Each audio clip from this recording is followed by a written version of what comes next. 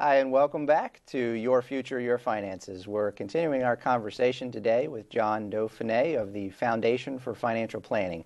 This segment is all about pro bono work and the giving back to communities for topics to discuss like financial planning and planning your future and so forth. So we're glad to have you on the show. Thanks very much.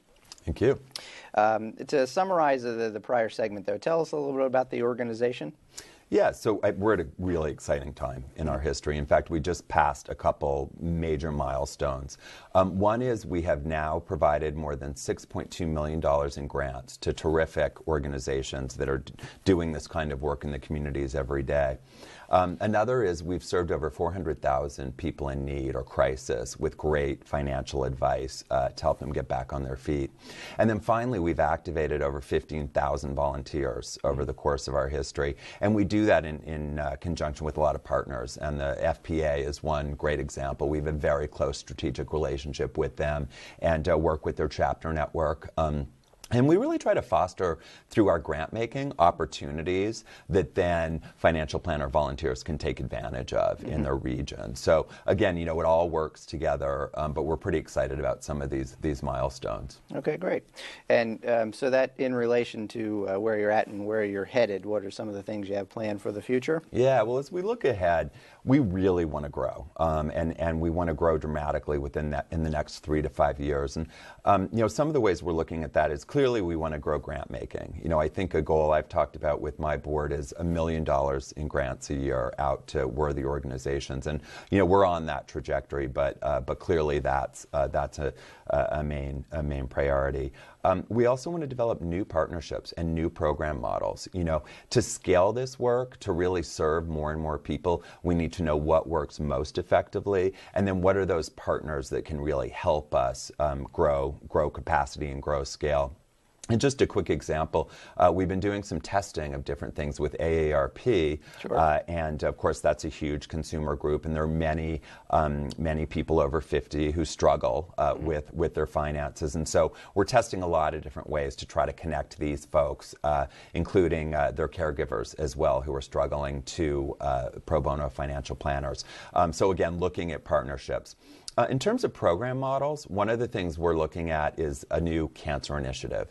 We know that when people with cancer are under a lot of financial duress, they have much worse health outcomes. There's actually a really interesting body of academic research now that proves this out. So we've had a program that we funded with Dana-Farber Cancer Institute and the FPA of Massachusetts for a number of years that's proven quite successful in helping stabilize families with a new serious cancer diagnosis. So we've created a couple partnerships, including with FPA and another organization called Family Reach, which is a national nonprofit. And we're bringing a bundle of services to people who've just gotten the diagnosis so that we can give them good counsel and advice up front, and then do things like potentially provide them with emergency cash grants if they run into a real jam, and then also specialized navigation to pharmaceutical assistance programs and specialized health insurance guidance as well. So really a package of information that we think can help families facing this kind of a crisis. Yeah, sure. Two other things I'll just talk about briefly that we're working towards is activating more and more volunteers. And I think our continuing and deepening relationship with FPA will help hopefully interest more and more members and others in stepping up and serving those in the community. And then finally, and just briefly for anybody watching, the FPA is a financial planning association, so nationwide group of planners. Absolutely, with a network of more than 90 chapters. So really boots on the ground in many communities, and a critical piece of the puzzle in terms of bringing service to those who otherwise couldn't access good planning. And then lastly, visibility. I think pro bono planning is the best kept secret in some ways, because as I've only been in the job for about a little over a year.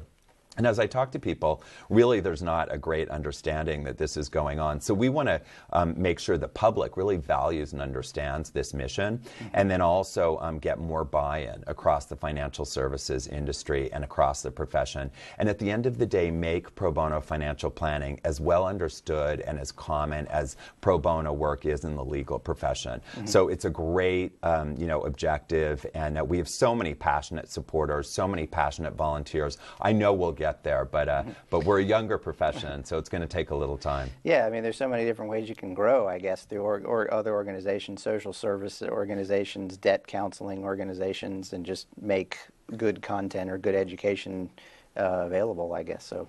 Exactly. Yeah. Right. And I think having those partnerships and always being on the lookout for, where does our mission align with what another group is trying to do? And it's interesting because in the case of the Cancer Initiative, one of our partners was giving cash grants to families, and we were doing upfront planning. So it just seemed like, well, you could avoid the crisis that potentially the family is facing, whereby they need a cash grant to help with their mortgage or what have you, if there's better upfront planning. So in that case, just discussing and being out in the communities and talking about work going on, we realized there was a really good connection point between the work, and we could help families more if we brought those services together. Yeah.